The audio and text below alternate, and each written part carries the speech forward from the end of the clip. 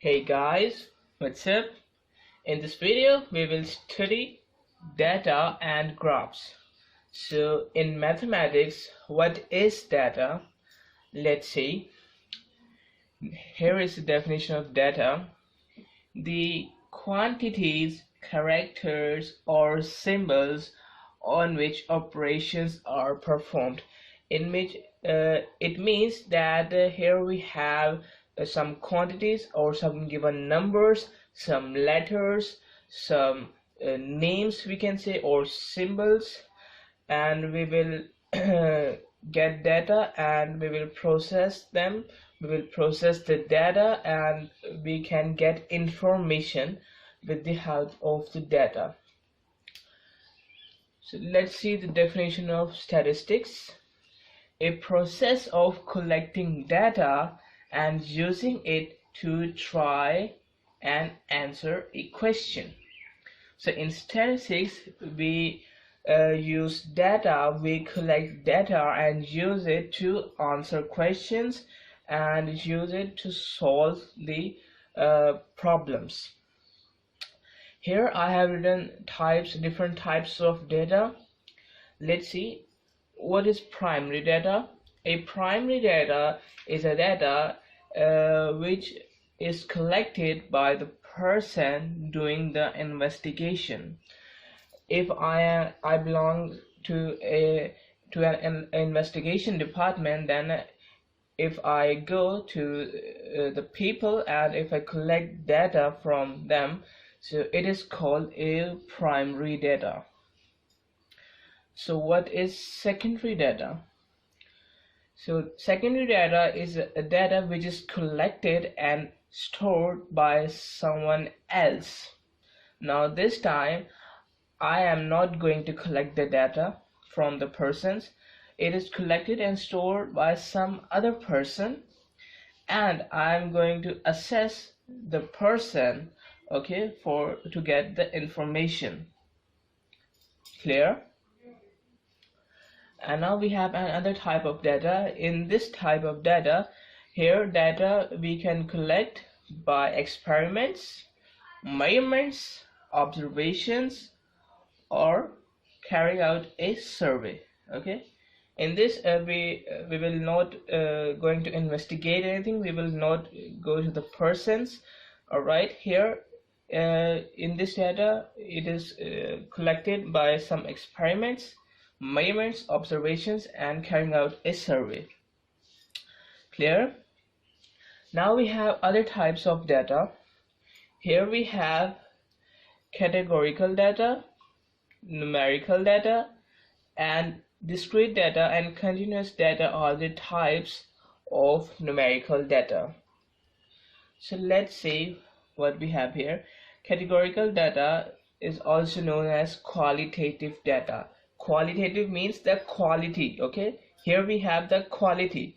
It means that here we have non-numerical data in this case, just like we have skin color.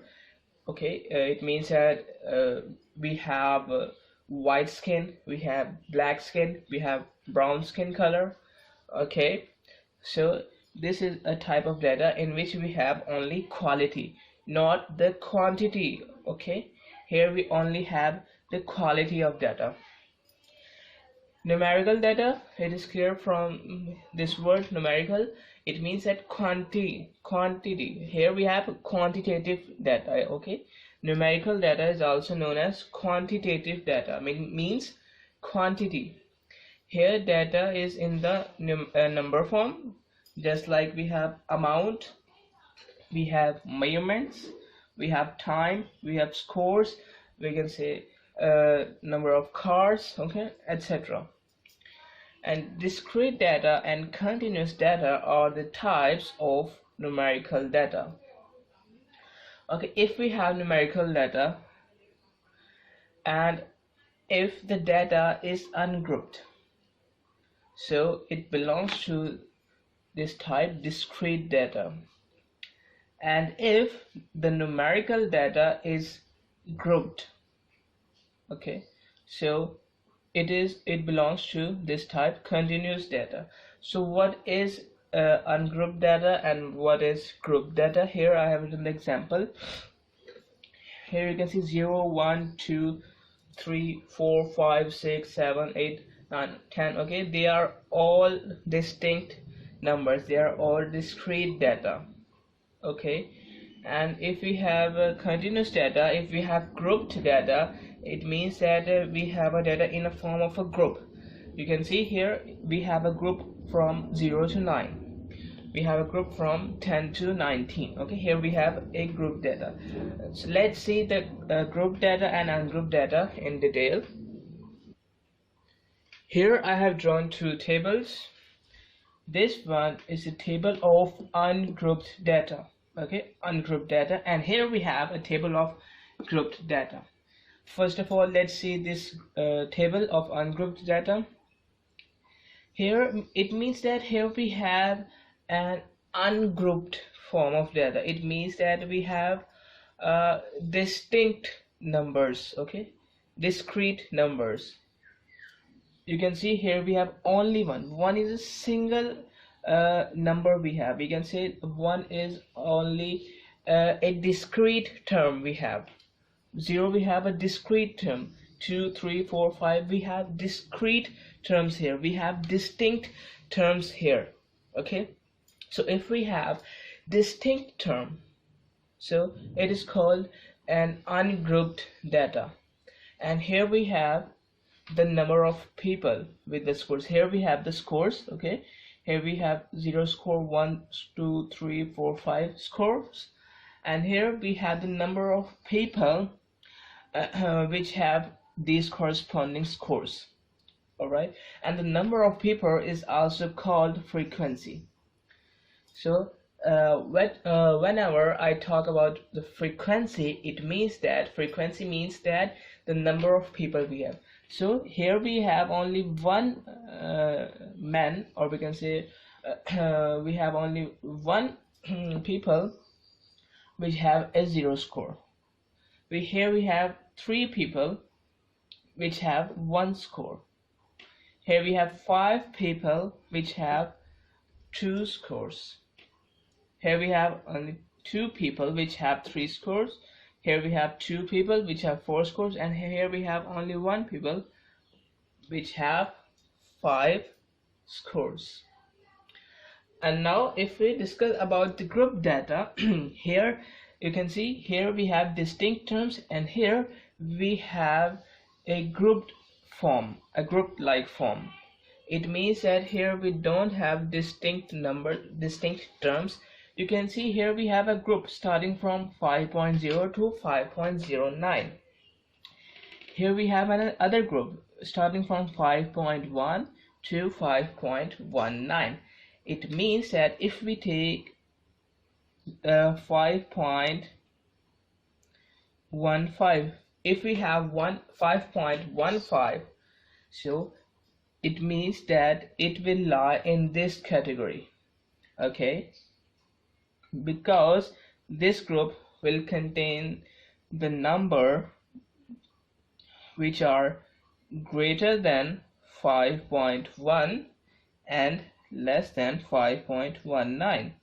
okay, here this group will contain the numbers which are greater than 5.1 and less than 5.19. so here 5.15 will lie in this category here.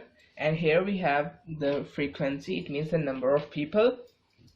Here is the height of the people in feet. So here we have 2 people which lie in this category. Here we have only 1 people which lie in this category. Here we have 4 people which lie in this category, and here 3, and here 5, and here 12, according to their corresponding categories. Clear?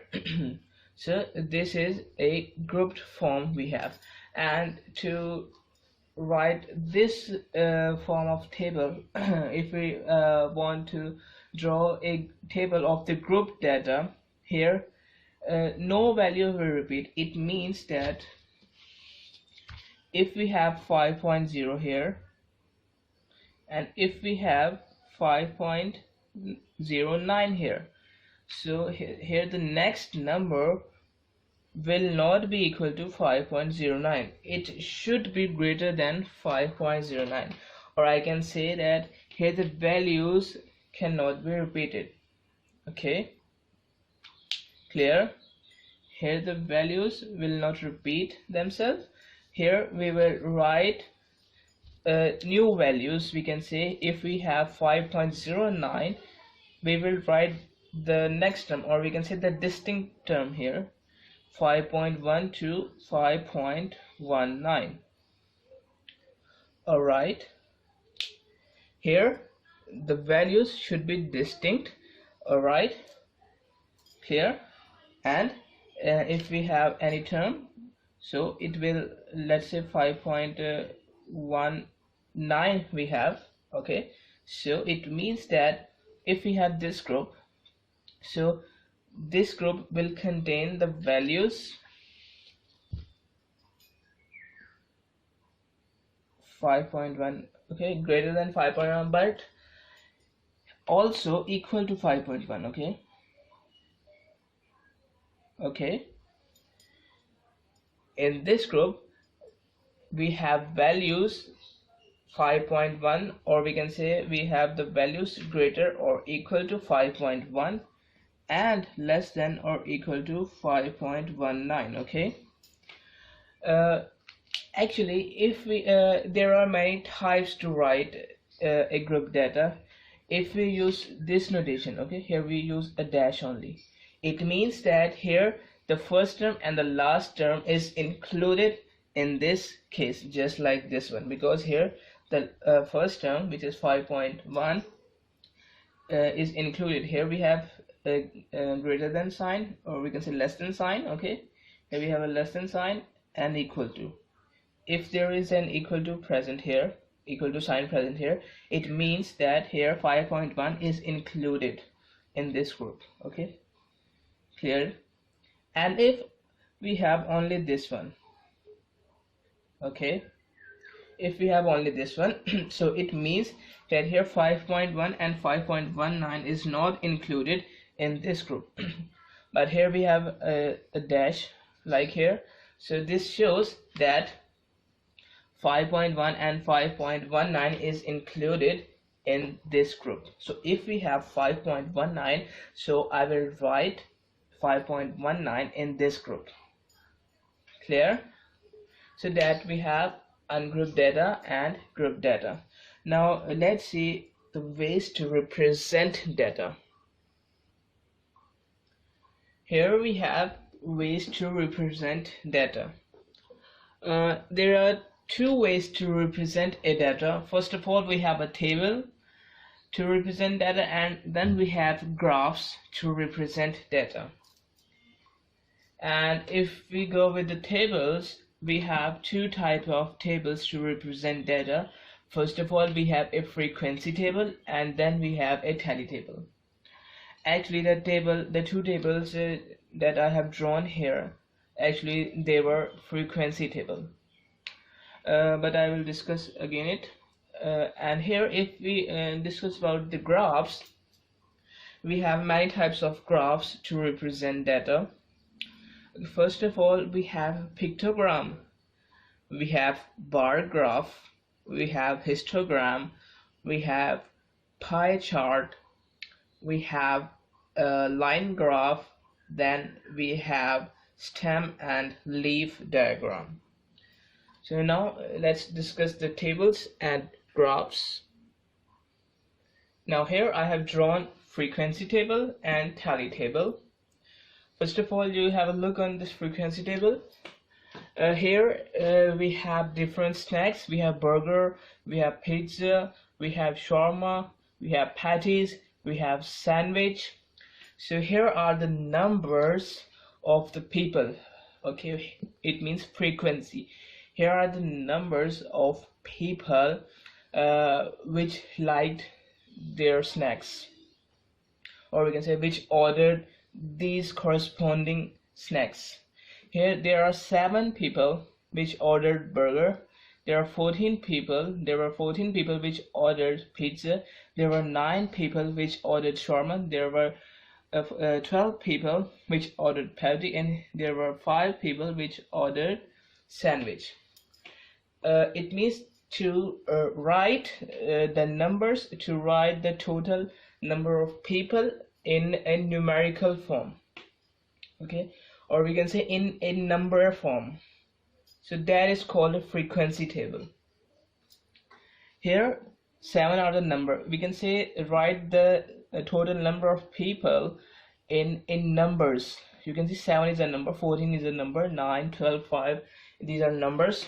So to write the total number of people as in numbers. So this is called a frequency table. And what is the difference between frequency table and tally table? Actually, if there is 7, okay, this is the same table we have here, but now instead of frequency we have a tally. Okay, here we have written 7. Okay, here we have 14, 9, 12 and 5. How? If we have 1, how we can write 1 in tally? Here we have 1. Okay, if we want to write 2, what we will do? If it is 1, so we will write an other line here, it is 2 we have. If we have 3, we will write another line here, we have 3. If we have 4, we will draw another line, it is 4. Okay, 1, 2, 3, 4. 4 lines mean we have 4 numbers, or we can say 4 number of peoples we have. And now if I want to write 5 here, so what I will do, instead of writing 1 here, okay, what I will do, I will draw a line just like this. It means that this is a set of 5 numbers we have. We can say 5 number of peoples, we can say, okay, it is a set of 5. So if we want to write 6, so it is 5, so I will write 1 here, so 5 plus 1 is equal to 6. If we want to write 7, so I will draw another line here, so here 5 plus 2 is equal to 7. So I have written 7 here in a tally form instead of frequency form. Okay, so it is 7, 5 plus 2, 7, and next here we have 14, so 5 plus 5, 10, and 10 plus 4 we have, so we have 14. Next we have 9, so we have 5 plus 4 is equal to 9. Next we have 12, so 5 plus 5, 10, and then 2 lines and so it means 5 plus 5, 10 plus 2, 12. Here we have 5, so I will draw a set of 5 here. So these are frequency tables and tally tables. Now we will go towards the graphs. Let's see. Now here I have drawn a pictogram. It is a type of graph we have, and pictogram is used for visual appeal and effect. Okay, we can visualize it. Here you can see on this side of the graph, here we have the graph. On this side of the graph we have different themes. Here we have red theme, here we have blue theme, here we have green theme, here we have white theme, here we have black theme. And here we have a symbol, or we can say this is a design of a hockey, we can say, and this symbol represents the won matches by the teams. Okay, this symbol represents the won matches by the team. So here you can see 1, 2, 3, 4, 5. Actually red team won 5 matches, and if we have blue teams, 1, 2, blue team won only 2 matches. Green team won 1, 2, 3, 4, 5, 6, 7, 8. Green team won 9 matches. Okay, sorry, 8 matches. Okay, 8 matches. White team won 10 matches. Okay, 1, 2, 3, 4, 5, 6, 7, 8, 9, 10. White team won 10 matches, and black team 1, 2, 3, 4, 5, 6, 7, 8, 9, 10, 11, 12, 13. Let's take it to the 12. Okay, so black team won 12 matches. Okay, so you can see that here we have a visual effect, or we can say we have a visual form of data. Okay, So it is called a pictogram, in which we can visualize the data. And this is the key, that this symbol represent the total one matches, or we can say this symbol represent the one matches. Here this symbol represent the only one match. Okay, I can write it like that.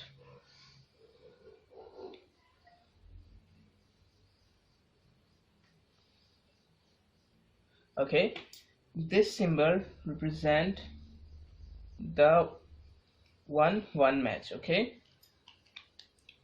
so that is called a pictogram. Now let's see a bar graph. What is a bar graph? Now here we have bar charts, or we can say bar graphs. So bar charts or bar graphs are useful for discrete in categories. Let's take the previous example. We have different snacks. Here we have burger, patties, burger, pizza and patties. And here are the number of people who bought these. Okay, so here if we check this one, just like that. Okay, so here there are 10 people who bought patties. Here there are 8 people who bought the burgers. Okay, and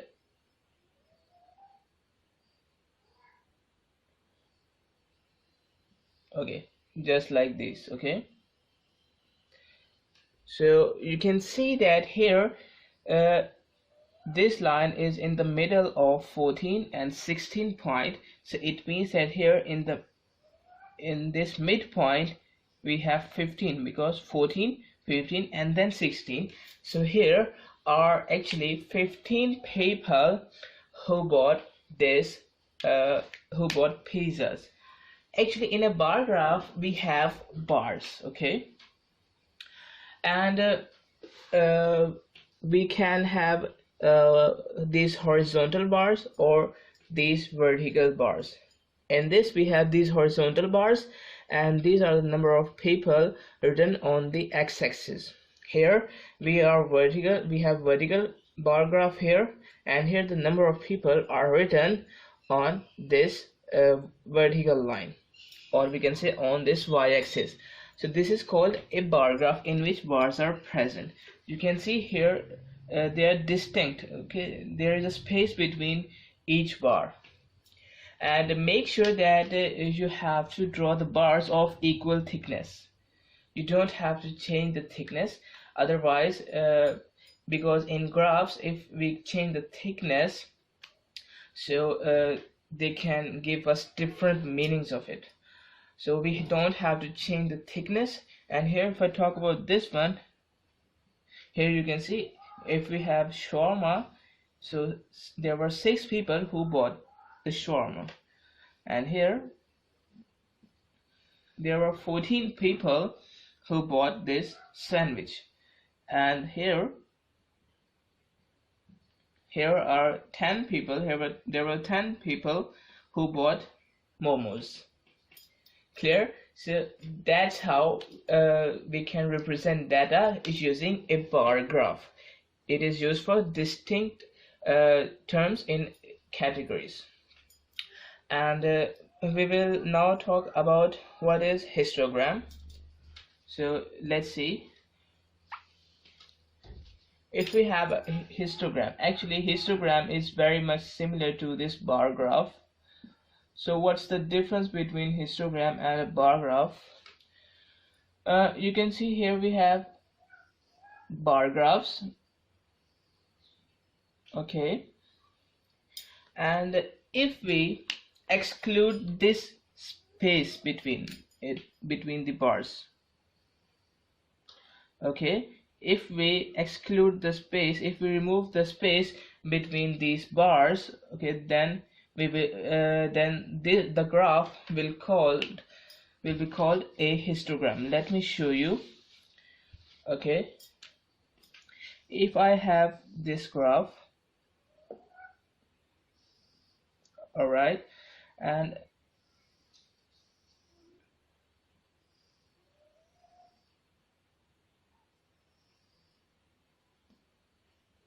you can see here I have removed the spaces between the graphs. You can see here we have spaces between the bars, so I have removed the spaces between the bars. Here if this one is shawarma,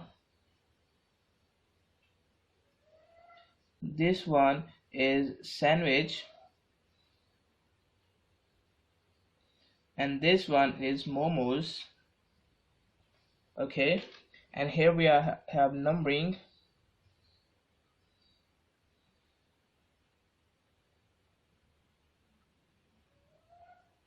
Just like that. So here we have, if we have two, okay, we can also change the numbering of this. Here if we have 1 2 3 4 5, okay, and we can also write here 2, and this point will be the 0 point. Okay, clear? 2 4 6 8 10 12 14 16 18. Now it means that here are 12 people who bought this, who bought shawarma.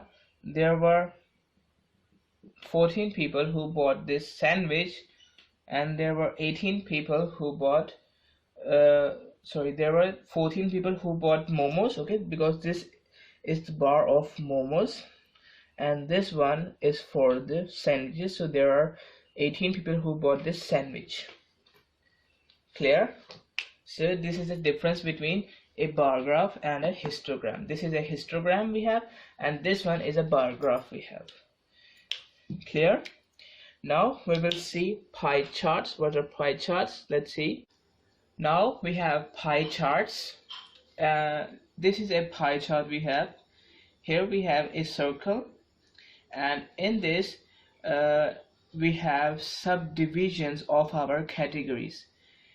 We can say this one represent us the sandwiches, this one represent the burgers, this one represents the patties, this one represents the momos, this one represents the shawarma, and this one represents the pizza.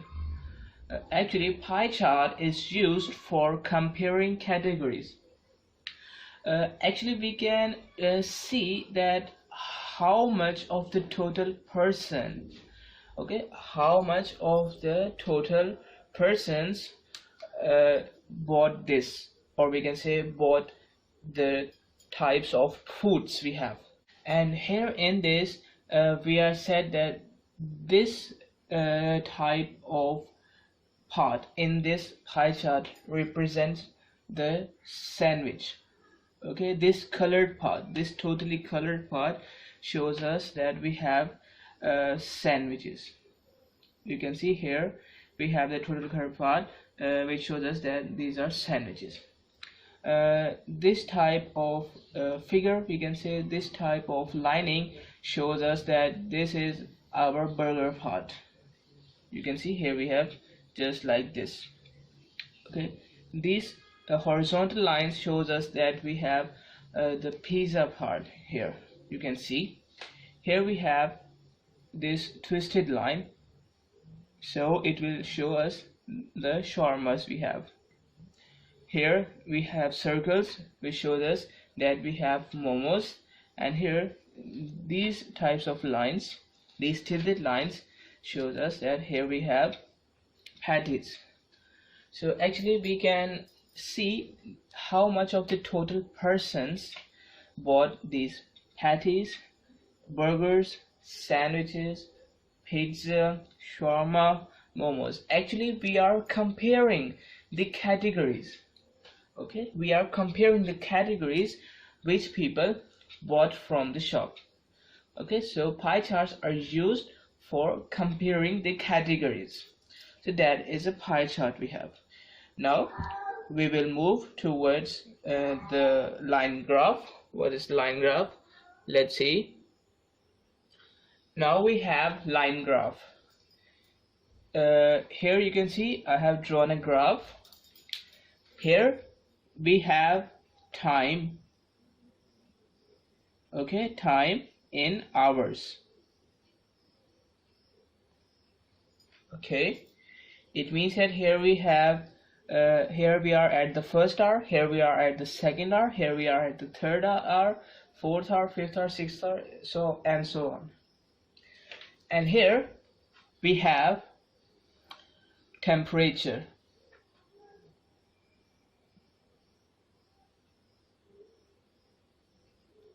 In degrees Celsius. Okay, so here in this we will see the change of temperature with respect to time. The change of temperature with respect to time. Actually, a bar graph is used for numerical data that shows the change over time. Okay, that shows the change over time. So here we will see a line graph in which we will study the change of temperature with respect to time. Here I have drawn the marks. You can see here at the first hour. At the first hour we have temperature, this temperature, okay.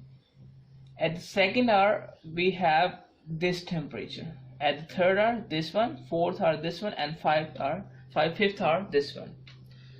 So it means if I draw lines just like this one, so you can see here this dot is at the first hour, okay, and here the temperature is equal to 45 degrees Celsius. Okay, we have to see the temperature in degrees Celsius according to the correspondence here. Okay, here 45 degrees is the corresponding degree with respect to this dot. So you can see here at the first hour our temperature is 45 degrees here, and at the second hour you can see here it is less than 45, and here you can see that here each gap is of 5 degrees. Okay, if I draw it like here we have 45, here we have 45, here we have 40. So here each gap is of 5 degrees Celsius. It means that it has some subdivisions like this one, like this one. So here if it is 40, here there will be 41 degree, there will be 42 degree, there will be 43 degree, there will be 44 degrees, and here at last we have 45 degrees. Okay, it is just like that. So let's see here, it is approximately equals to 43 degrees. So here at the second hour we have temperature approximately equals to 43 degrees. Here at the third hour, here we have temperature equal to 40 degrees. Clear? Here at the fourth hour we have again temperature 40 degrees. Here we can say there is no change in this at this interval. We can say at the third hour and the fourth hour we have no change in temperature, and in the fifth hour we have temperature equal to 35 degrees Celsius. Clear? So here we will see the change of it. Okay, let me remove these lines first, then I will show you. Here we have dots. Okay, you can see here we have dots. Actually in this we will draw lines from each dot to the other dot, just like this one. You can see here we have this point and this point. So here we will join these two lines by these 2 points by a straight line. and here we will join these 2 points by a straight line. Here we will join these 2 points with a straight line. Here again we will join these 2 points with a straight line. Here we have the points. Okay, so actually you can see here we can see the change of temperature with respect to the given time. Here this line is decreasing, you can see. So here we can see that there is a negative change, we can say, or we can say there is a decrease in the temperature with respect to time. And here you can see here we have a straight line, so we can see here during this time period we have constant temperature. Okay, here this in this time period the temperature is not changed here. All right, clear? So it is used to show the change over time. So we have a line graph. Now we will see stem and leaf diagram. So let's see what is a stem and leaf diagram. Now here we have stem and leaf diagram. Let's suppose if we are given with different numbers. Here we have 10, 12, 14, 15, 16, 21, 24, 23. Okay, let's write here 20 also. Okay, now to represent these numbers in a stem and leaf diagram, we will divide a number into 2 parts. Let me write it here. One part is called a stem and the other part is called a leaf. Okay, let's see if we have 10. So I will divide it into 2 parts. One part I will write the one part in the stem and the other part in the leaf. And how I will divide the number here? I will take the unit place. We know that 0 is in the unit place. So actually what I will do here, I will write this 0, I will write the number, I will write the digit which is in the unit place in the leaf. Okay, here, and I will write the other number here which is 1 in the stem. Okay, if we have 12, we know that 2 is in the unit place, so I will write 2 here in the leaf and here 1 here. Okay,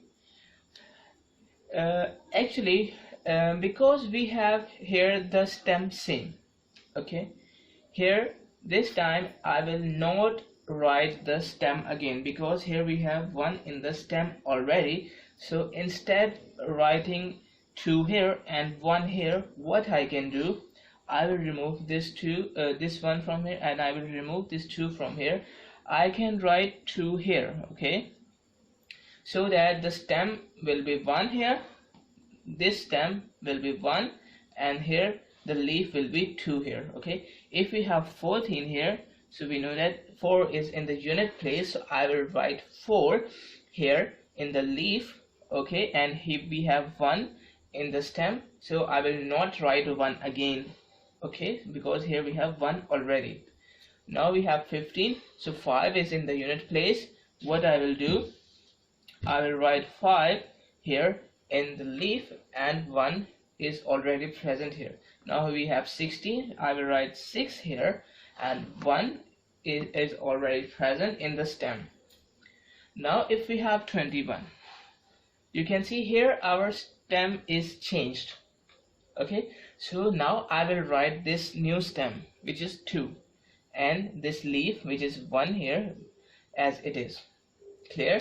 If we have 24, I will write 4 here and the stem 2 is already present here. If we have 23, I will write 3 here, stem 2 is already present here. Here we have 20, I will write 0 here. Okay, I will write the digit which is present in the unit place as a leaf and the other part as a stem. Okay, which is already present here.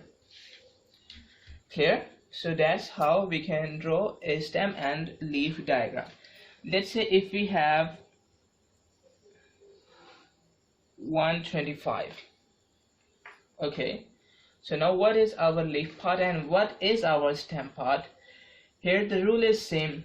Here the digit present on the unit side, we can say on the unit place, the digit present on the unit place, we will write this one as a leaf, and the remaining part will be the stem. It means here stem is 12 and here the leaf is 5.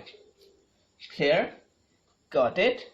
So that is a stem and a leaf diagram. So we have seen the data, types of data, grouped and ungrouped data, and also ways to represent data in this table are included, and in this graphs are also included. So we have seen different types of graphs. So that is for this video.